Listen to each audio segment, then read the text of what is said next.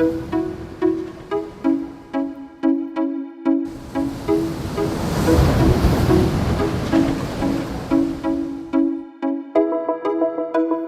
and welcome. As always, this is Grand Master Purcell, the founder and co-owner of Family Black Belt Academy. And this is our Green Star video. So this video is specifically for parents. Kids don't have to watch this, but parents, I want you to watch this. Once you've done that, sign off on the sheet and turn that into us. Now, one of the first things you see when you come through our front doors is that we are a black belt school. But what does earning a black belt mean to us? Because a black belt can be very different from martial arts school to martial arts school, from martial arts style to martial arts style. So I want to go ahead and get into that. I'm going to introduce you to a few of the experts that I've been working with over the years. I also want you to hear from some of the parents that have been with us for years and what this program has meant to them. I'm also going to have you listen to some of our instructors and kind of hear some of our goals and what we're trying to accomplish. So with that, let's go ahead and get started. Oh, it's been phenomenal. I really appreciate the family aspect to generate family discussion. Very, very helpful. And whether that's a trait or not they're working on, I think it's all inspirational. And the mat chats kind of tie into that, whether it's conflict resolution or role models or chores. Oh, the kids have been lighting up and they're like, wait, someone else is also telling me to help my parents with chores and how that applies to the family as a whole and the world as a whole and how that makes everybody happier. I couldn't ask for more. That is so helpful. And you definitely don't get that from other team sports. Soccer, basketball, sure, they might teach you community, but they're not going to teach you to do your chores necessarily. I've been with a number of martial arts schools throughout my life, but one thing I immediately noticed when I started working for Family Black Belt Academy is the amount of intention that we approach teaching our students how to set goals.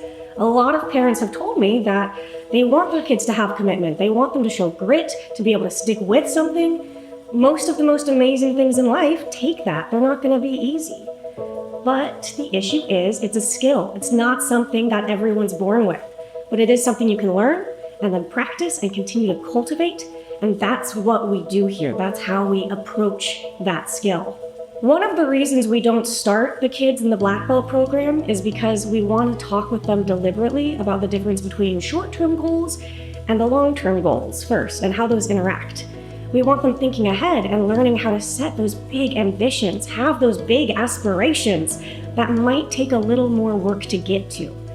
That's why our classes aren't just fun, because don't get me wrong, fun is important. We have no shortage of it, but we don't want this to just become a fond memory that they look back on years later. We want our classes to stick with them in the form of life skills that really help them reach their full potential one day. That's why this isn't just a seasonal sport. We want to take the time to build muscle memory, turn the self-defense and the physical abilities into something that sticks with them, that can help them out even years later. It's like riding a bike where you cannot do it for a few years and then you hop right back on and it just comes back to you. That way that self-defense can still be helpful. And the same is true for the life skills, the mental skills that we work on with them. We don't want that to just be forgotten. We want that to become habit. We want to keep working on that. And so that habit becomes the life skills that helps them be really successful later on in life. Let me introduce to you one of the experts that I've been working with over the years. This is a friend of mine, but also a colleague that I've been working with for well over 13 years now. I'm going to turn it over to her. I'm Dr. Diane Sewell. I'm a licensed therapist. I do families, marriage therapy, individual therapy, and I love my job. I've been doing it for more than 20 years. I've known Grand Master Purcell for more than a decade. He is really good at what he does, and I enjoy his company. Our job as parents is to help teach our children life skills, to manage themselves in their life when we're not around. They need to be prepared so that they not only have a wonderful, comfortable, happy life, but they thrive. They're successful in their jobs and in their relationships. And you can do some of those life skills now. There are 3 difficult situations we're working with your children and their life skills. We don't know exactly what our kids are going to struggle with, but one example would be time management. Some people just come by it naturally. Most children do not. You want them to be able to consistently get to work on time, to school on time, any other place that shows respect and responsibility. This is just one example of what they'll learn. We don't know what they're going to struggle with down the years. The second difficulty could be that kids just don't always listen to their parents. It's easy for them to tune you out, so they need reinforcement. The third difficulty is that just because you've had an experience and you've managed to overcome it and learn from it, it's not the same if you just tell them the stories about that. It doesn't have that same attachment. So you need to teach them the skills to deal with that and learn from other people. They may not just learn from your stories. A good solution to this is putting good role models in your children's life. They can reflect your values and your thoughts and your desires for your kids in a way that reinforces what they're learning from you. Now you've got it coming from two different reliable people.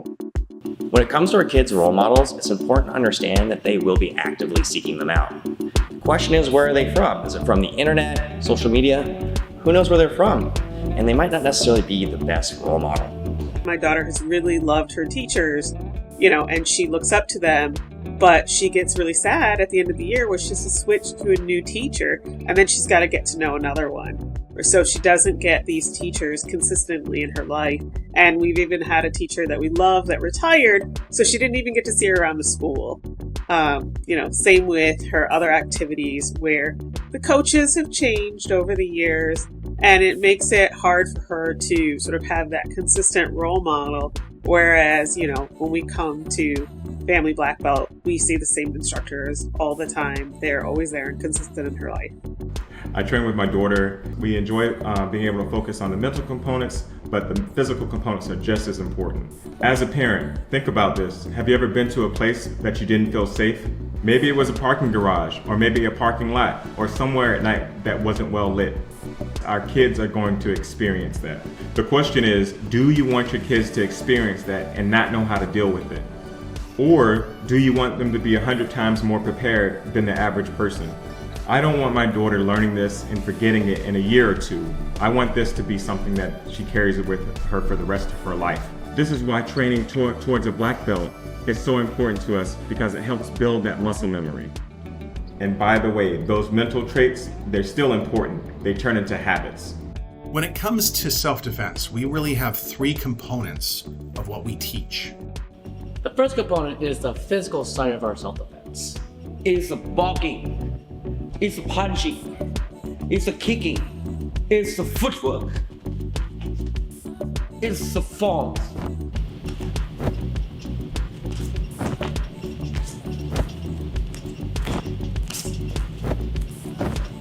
It's the releases, it's the combinations, it's the counter strikes. The second component is understanding conflict resolution. How do we use our words to try and solve our problems, avoid physical confrontation? Our third component of self-defense is bullying prevention. Now, bullying is defined as an imbalance of power between two people, where one of those people is using that imbalance to physically and/or mentally harm the other. This behavior is usually repeated and can be anywhere from a little inconvenient to life-shattering and everything in between.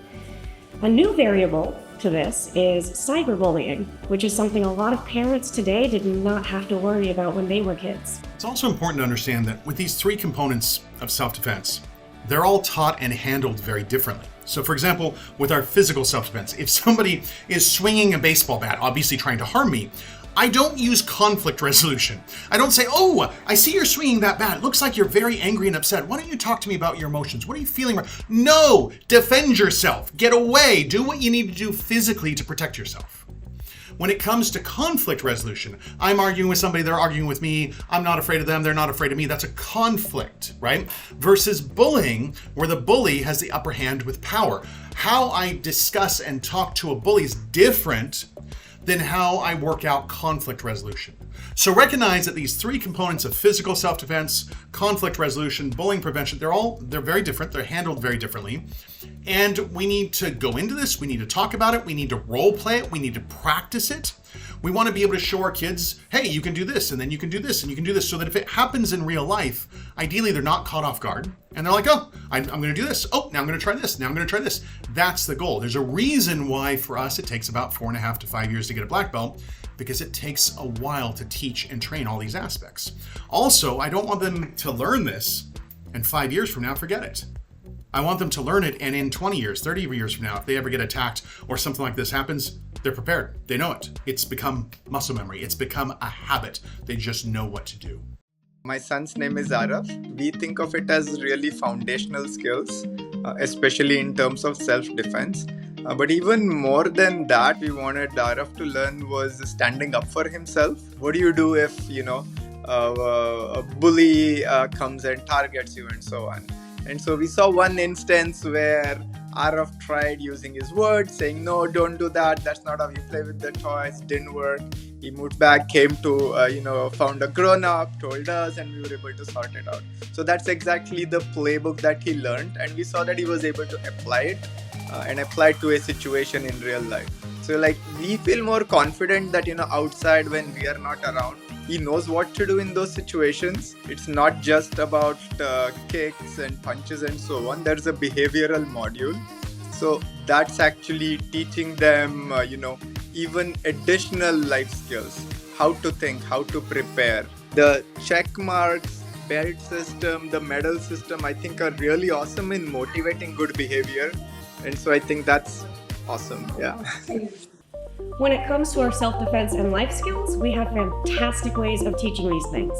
We go over them using mat chats, we tell stories that stick with the kids, we play games and do different exercises with them. We even role play where we can show different situations and scenarios and then give them some solutions to try and have them practice it.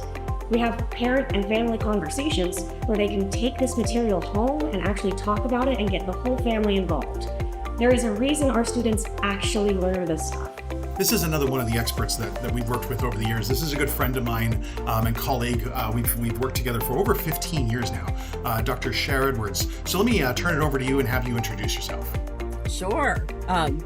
Well, I am, as you said, Dr. Edwards. I have a PhD in counselor education. I've been a counselor educator for over 25 years, which means I've trained counselors for that long at the master's and doctoral level. And these are folks preparing to be school counselors and clinical mental health counselors. I like to write and do research. I've published a book on introduction to counseling as well as group counseling. I've published numerous articles in professional academic journals. I've presented at hundreds of conferences throughout the United States and abroad.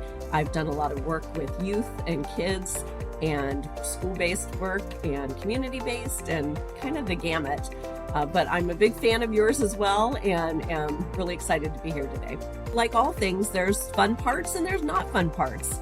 We need to give kids the opportunity to fully embrace something. And bottom line, we need to teach them the skill and the grit and the stick-with-itness that life doesn't give us a whole lot of opportunities just to quit things that aren't fun as an adult.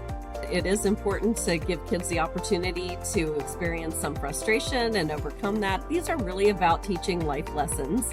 The bonus of what you're talking about and what you do is not only is it a life lesson, but it's something that could literally save their lives. We know that bullying exists. We know that there are unsafe situations at schools and in our communities. And, in martial arts training has been something that's going to not only have taught me some life lessons, but also served me well in terms of my own safety and sense of self-esteem, confidence, etc. I have an 11-year-old daughter. She's been there now for over 2 years. And I have seen such a huge improvement with my daughter's behavior overall and just her self-confidence. As she moved up in her belt level, she gained more and more confidence in herself. And it just gave her this sense of, wow, I accomplished something really hard and look how far I have come. All the staff has always been very supportive of her progress at Taekwondo. It's very important for parents to start thinking about what the outcome is. It's very important to start thinking about, do you want your kids to become a black belt? If your family's doing this, do you all want to become black belts? This is really important because this is one of the few things you can do where you can see that outcome. If your kid plays soccer and they love it and they're like, oh, I want to be a really good soccer player. I'm going to go off and when I get to high school, I'm going to be on the varsity soccer team. Great, that's a fantastic goal. Will that actually happen? There's other kids that can be faster or stronger or just been playing a lot longer and they're better. And that student might not make that team. But with our program, there aren't a limited amount of black belts. This isn't about them outperforming other players. It's about them doing better than themselves from yesterday. We can't guarantee when they'll earn a black belt. You might miss time from going on a long vacation, but we can guarantee that they will earn a black belt. As long as they put in the time and effort, we can see the outcome.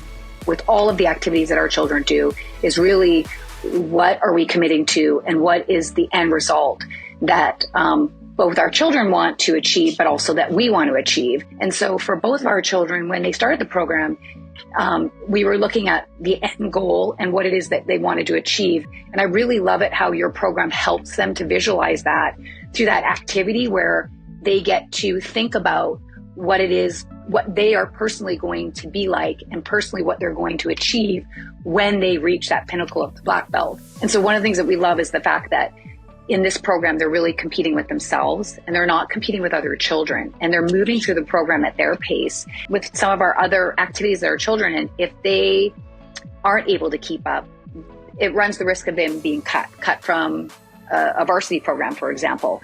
Whereas we know with the Family Black Belt program that they can continue until completion, until they reach that black belt. And then of course, beyond second, third degree black belt. I think most parents, when they approach their children's activities, hope that they can expose them to something that they ultimately find a passion for.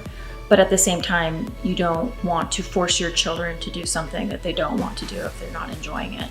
What's great about this program and why it's a great fit for our family is because it's teaching our kids discipline and focus because they're critical life skills. There are always things in life that we have to do, but we don't necessarily want to do. An example is not all kids want to go to bed at night.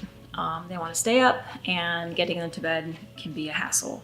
But we all need to go to bed and we all need our sleep.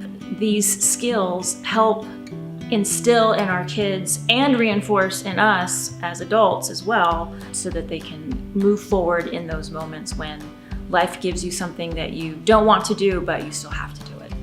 It's important that it's not always, parenting and structure and discipline. We also want our kids to have fun and enjoy themselves. So it's trying to instill and find that balance so that they can understand that life is about having both.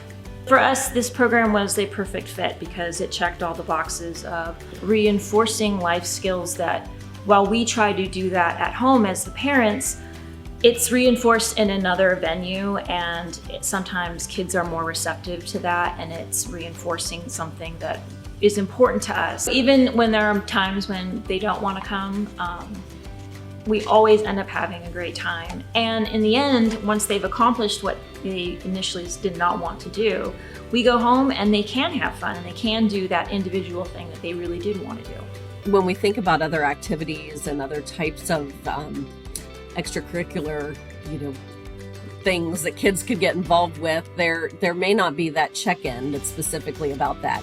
Will they learn discipline from piano lessons? Perhaps. Will that transfer to other aspects of, discipline and follow through? Perhaps, maybe even, sure. But what I really like about your program and what I like when I listen to you and how passionately you are about what you do and the work that you have with families is that you're very intentional about making those connections. What I've seen firsthand is really helping kids make that connection. That this is about respect. This is about discipline. This is about follow through. And when we're telling kids these things, and we're not just saying them, but they're doing it and you're reinforcing it and then you're assessing for it. Did this do what we planned on it doing? Was this what we call efficacious? Is there efficacy? We hope that they get this, but did they? You're checking for that, and that's really important, and that's one of the things I love about the work you do. So, what are our students learning? Well, let's hear from some of our parents and what they've seen their kids accomplish. Bravery. She's setting and working towards goals. Focus. Commitment. Self-regulation, black belt responsibility.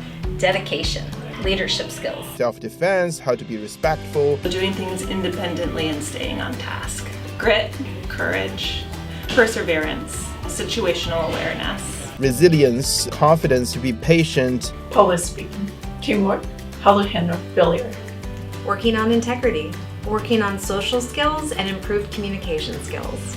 More focused on things like responsibility, do his homework without being asked, controlling his own emotions, black belt role modeling, being a good role model especially for his sister, anger management, gratitude, cyberbullying prevention, empathy, black belt listening, how to think, how to prepare, standing up for himself, vision, self-control, self-motivation, stress management, and it's helped drastically with their interactions between each other, interactions with others, and just life in general.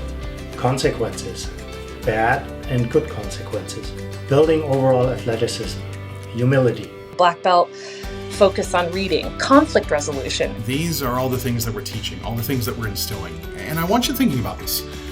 If your kid only accomplished half of this, what we've been talking about here, or if they get a third of this, or a fourth of this, if they get a fifth of this, if they get 10%, only 10% of the things that we're talking about here, how valuable would this still be? But we're not going to focus on 10%. We're not going to focus on 20%, 30%, 50%. We're going to focus on all of this and then some. We don't know what's going to come up. Life is full of surprises. Why would you take a chance on not teaching those skills to your child? And this school does a great job of doing that. They'll be prepared for things that we can't even know are going to happen. They need the skills mentally and physically and emotionally to navigate surprises. It takes a village to raise your child. You can pick the village. You can't pick all of it, but you can pick the part that you want them to learn in. A good, safe environment with good values, your values, and strong character. Black Belt Academy is one of those places. So, what does earning a black belt mean to us? A black belt is confidence. Earning a black belt is giving your kids insurance and your family insurance. A black belt is adding to your family.